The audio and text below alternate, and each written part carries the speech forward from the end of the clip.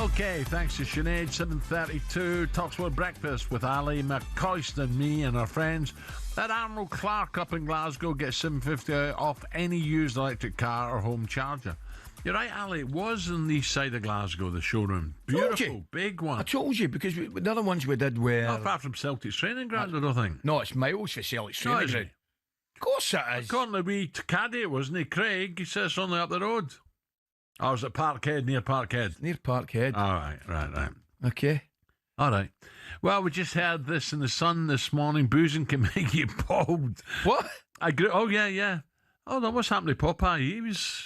He had a load of spinach and stuff and ate his greens, and he was bald, wasn't he? Hold on a minute. Am I reading the wrong thing here? Hold on. A group from the University of Porto. What's spinach got to do with booze?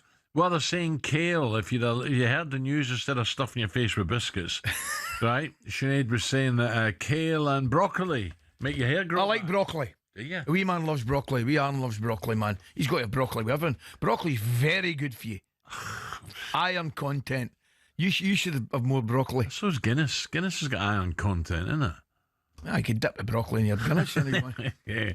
Anyway, Ursula, they recommended a diet of greens such as broccoli and kale due to its anti-inflammatory and something else. It says boozing leads to bottle. What a load of... Where did they get these?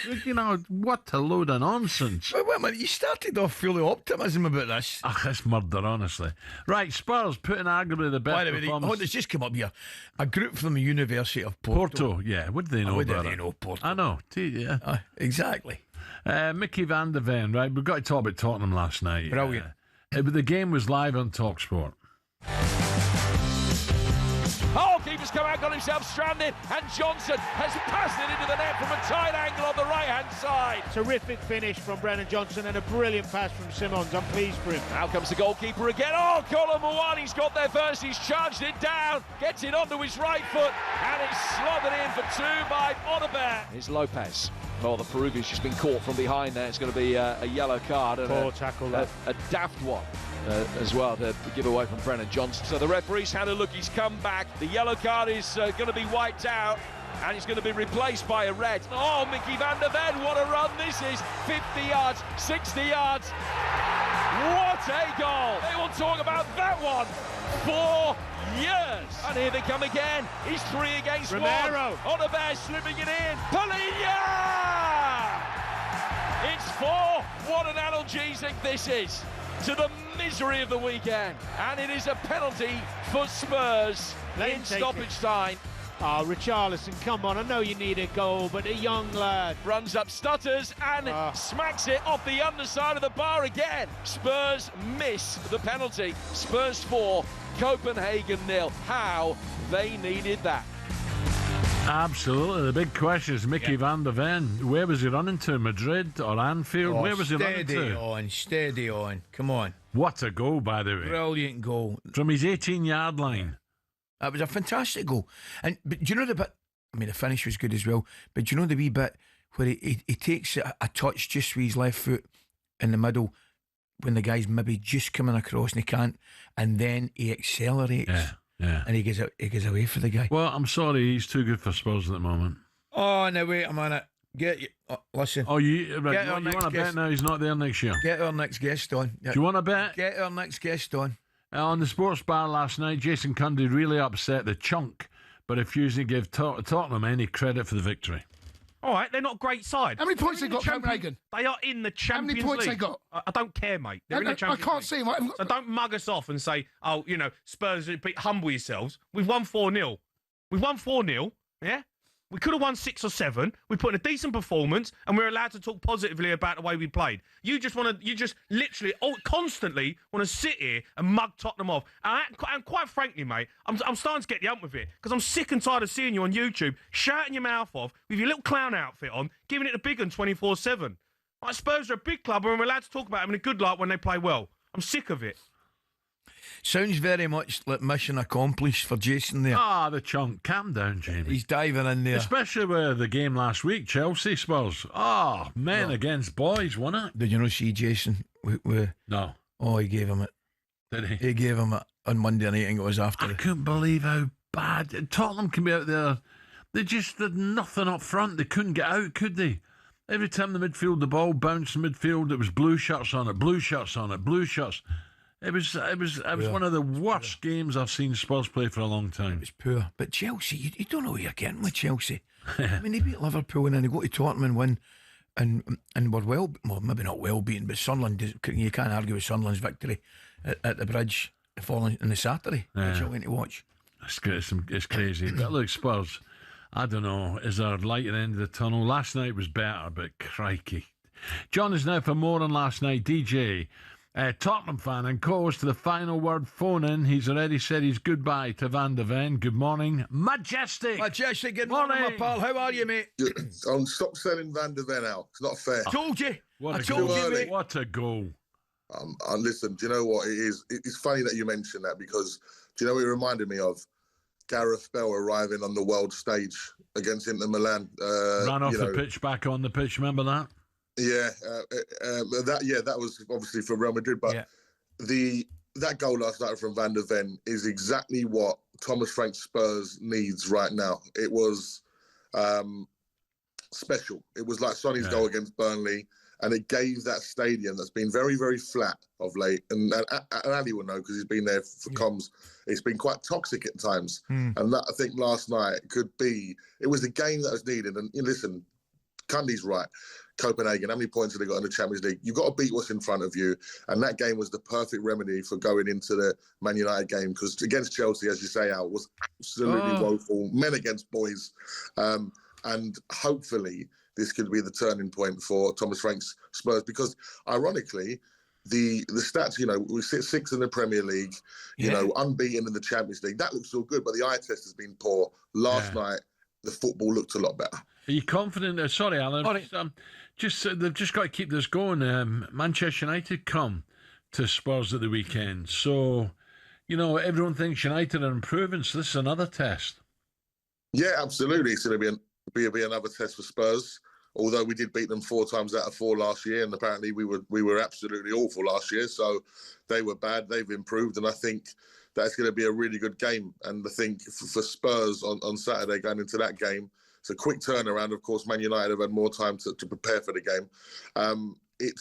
If we can get a good victory there, go into the international break, I think it helps settle the tension that's been around Spurs. Strange tension as well, because like I say, coming off the back of winning a trophy, we're in the Champions League, it's a new manager trying to set new philosophies, etc. I just think there's been a lot of knee-jerk reactions. But Jesse, tell me, mate, I'm working at a game at the weekend. I'm really looking forward to it. I enjoy going to Tottenham. But looking at current form, would you rather be playing them away from home, bizarrely? Yeah, absolutely. But that's why I think last night was the perfect game to try and change that atmosphere at home. There was a great atmosphere. It's been, as I said, it's been terrible lately. And I myself have been over there and felt really flat to the point of not wanting to go at points. I can't be. And I think it's been a bit of a hangover from last year because, of course, there were so many games that we lost last season at home. And I think, hopefully, as I said, that game last night was the perfect remedy for Thomas Frank and Spurs to kind of create an energy at home. And it was great to see Xavi Simons get man of the match. Yeah. Especially in the first half, I thought he played really well, played some really important balls. He's definitely better in the 10. We know that. And, even people like Odegaard. The one thing for last night that was disappointing was Richarlison not letting Dane Scarlett have that penalty. Yeah. The young lad comes on, he's hardly featured. I know as a striker, and you know this, Al, you want goals. Yeah. But for me, Richarlison wants a cheap goal there from a penalty that the young lads created after only being on for 5 minutes. And I think other than that, there was a really good energy about Spurs last night because, in fairness, Richarlison got booed quite a bit for picking up the penalty. Well, he's a strange one, isn't he, Richarlison? Let's be honest. He has got tons of ability, but he's so moody and he wouldn't be your best mate, would he? Honestly, it's just something not right about him. Absolutely out. And, if you're trying to sell people as an agent this morning, stop trying to sell Mickey van der Ven. Ask Everton if they want Richarlison, because they can have him in January. He's up for sale for me personally. I think his time at Spurs is done. I thought we had a bit of a false dawn against Burnley. I thought those 2 goals, hang about, World Cup year coming up, he's turned into R9. But no, he's definitely not looking like he's the number 1 striker for Spurs at the moment. So, Majestic, tell me this, just away from football a moment. This time of the year, do you go anywhere exotic, spinning a few discs, or is it just all just in the summer? Well, I was supposed to be touring Australia and Bali in a couple of weeks in the Middle East, but unfortunately, I've had to cancel it. I'm focusing on my health and being in the gym out until the end of the year. Hey, listen, mate, you've been doing brilliant and more strength to you. How are you feeling? Yeah, I've just finished a 3-day water fast. I was on with Pards on Sunday, and he's sitting there eating poppets and Skittles and sweets while I've not eaten since Friday night. So yeah, I managed to complete that. So that felt good. And yeah, just trying to get the steps in and be healthy going into 2026 because the Ashes is on. A bit of Bali, get a few quid, and then over to Oz, watch the Ashes. I know it would have been good, but I think sometimes we've got to listen to our bodies when we're travelling so much. We're only here for a visit. Get the old amber nectar down you. Good on you, mate. But I think I'll be brutally honest with you. I think I'd have been thrown in my 3-day fast post Bali. and the thing is as well, I don't want to miss my Sunday show with Pards. I love it so much. It's great. But we love them as well, but I'd be hitting the Bali. Majestic, nice one. Let's see you, mate. Take it easy, mate. Still to come. Thank you, Majestic. Superstar Breakfast preview on talkSPORT with Travis Perkins. Doing what matters for the trade. Find your local branch at travisperkins.co.uk. Okay, Liverpool fans, a big win last night against Real Madrid. Did the booing of Trent put a slightly negative spin on things or not?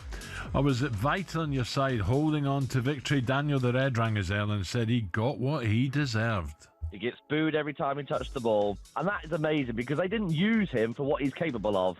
And I kind of feel like we made that environment bad enough for him to not really play his game because he didn't really do much in the 10 minutes he had. I think I'm going soft, Ali. I don't think Trent has done an awful lot wrong. No, but I think I'm going soft. No, but I agree. I don't like that. Listen, I agree. Statue was vandalised. Well, that's unacceptable. I mean, that's totally unacceptable. But we're not as hands-on and as affected by it or involved as the Liverpool fans, right? So you and I are probably looking at it from a different angle. I get that, but I'm with you. I would rather they, supported their own team rather than booed. Effectively, he was one of their own. You know what I mean? Yeah. 03717 223344, the number to call. Please keep those voice notes coming in for Ask Ali. Remember, you can put any question you like at all.